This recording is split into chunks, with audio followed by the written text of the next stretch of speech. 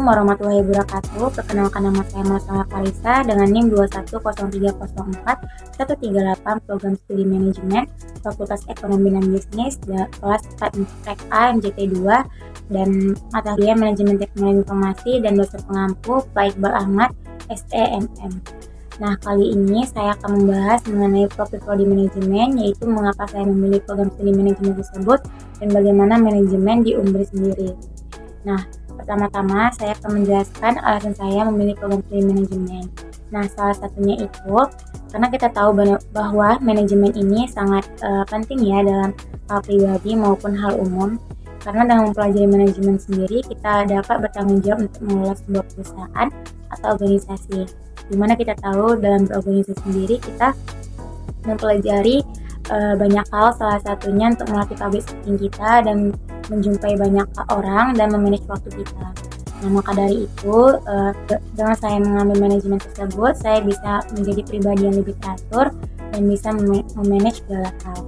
Dan selain itu, program studi manajemen memiliki prospek kerjanya yang luas. Dan bagaimana sih program studi manajemen itu di UNBRI sendiri?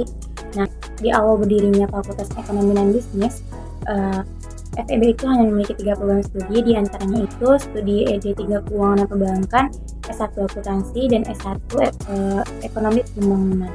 Nah, karena melihat kemajuan pesat yang ditunjukkan dengan semakin tingginya minat mahasiswa untuk melanjutkan pendidikan di FEB UNBRI, maka pada akhirnya UNBRI dan FEB membuka program studi S1 Manajemen pada tahun 2017 dan mendapat akreditasi B oleh BNKT pada tahun 2018. Dan jurusan manajemen sendiri di UNBRI menjadi salah satu jurusan yang paling banyak minat di setiap tahunnya, dan UNBRI mampu menghasilkan lulusan-lulusan mahasiswa yang terbaik di setiap tahunnya.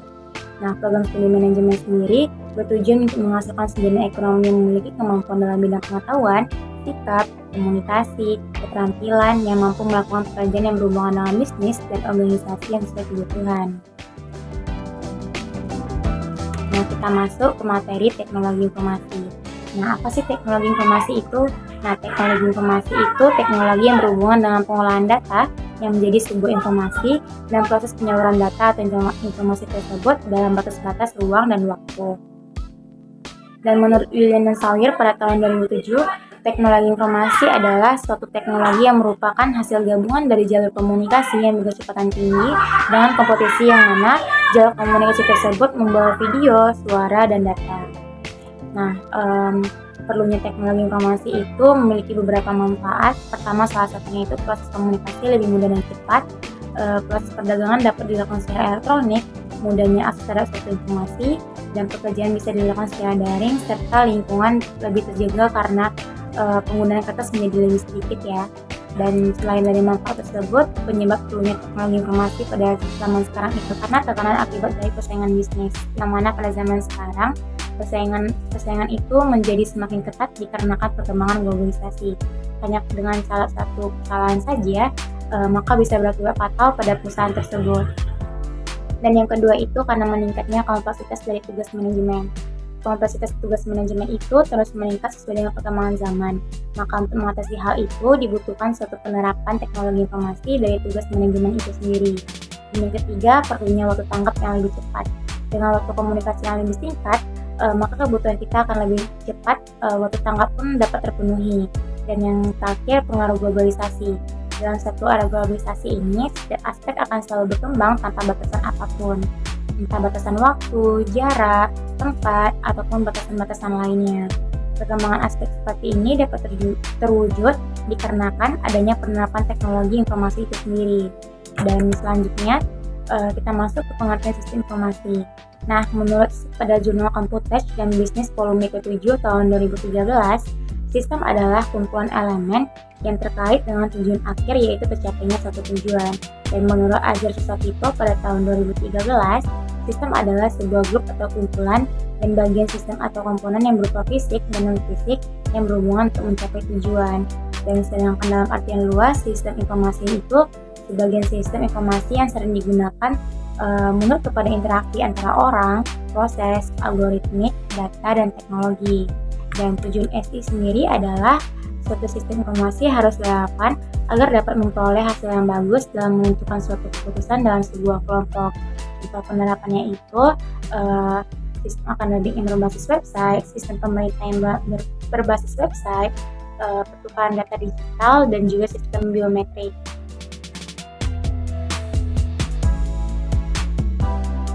Hardware atau disebut juga dengan perangkat keras itu di dalamnya terdapat input dan output. Perangkat input atau perangkat masukan adalah perangkat yang memiliki fungsi memasukkan data ke dalam sistem komputer. Nah, contoh perangkat input sendiri yaitu keyboard.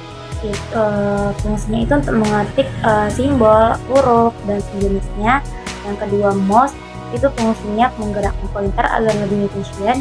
Dan yang ketiga, mikrofon itu fungsinya untuk memasukkan suara ke dalam data sistem komputer. Dan scanner itu fungsinya untuk menginput data seperti gambar. Kedua, ada software adalah perangkat dari komputer yang berbentuk data, program, dan file digital yang bisa dibaca atau dipasang dalam komputer. Nah, software ini merupakan perangkat lunaknya. Jenis aplikasi software sendiri yaitu ada perangkat lunak informasi, perangkat lunak drive, perangkat lunak aplikasi, dan bahasa pemrograman.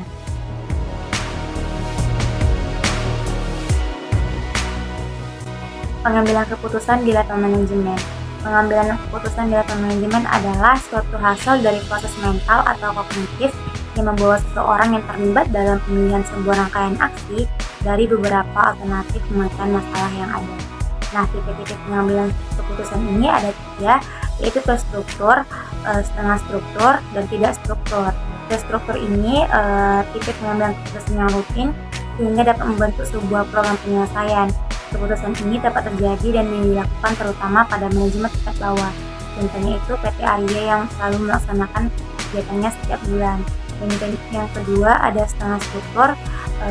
Setengah struktur ini adalah perpaduan antara keputusan terstruktur dan tidak terstruktur yang bersifatnya rumit dan membutuhkan analisis. Dan yang ketiga ada tidak terstruktur. Nah, keputusan ini dapat diprogram dan tak selalu dapat terjadi. Keputusan ini dapat terjadi dalam manajemen tingkat bawah. Dan jenis-jenis pengambilan keputusan di level manajemen. Nah, jenis-jenis pengambilan keputusan di level manajemen ini terbagi menjadi 3 tingkatan, yaitu manajemen puncak, manajemen menengah, manajemen operasional.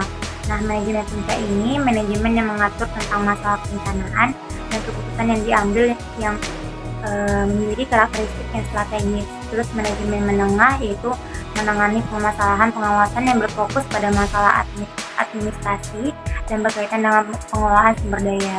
Dan manajemen operasional itu manajemen yang terkait dengan kegiatan harian. Keputusan yang diambil pada manajemen ini disebut dengan keputusan operasional. Kedua, ada sistem penunjang keputusan atau dikenal seperti merupakan sistem yang dapat membantu pada saat pengambilan keputusan dalam bisnis dan organisasi. Sistem penunjang keputusan ini dapat digunakan pada tingkat manajemen, operasi, dan perancangan. Dan sistem penunjang keputusan ini dapat berupa komputer atau tenaga manusia atau kombinasi dari keduanya.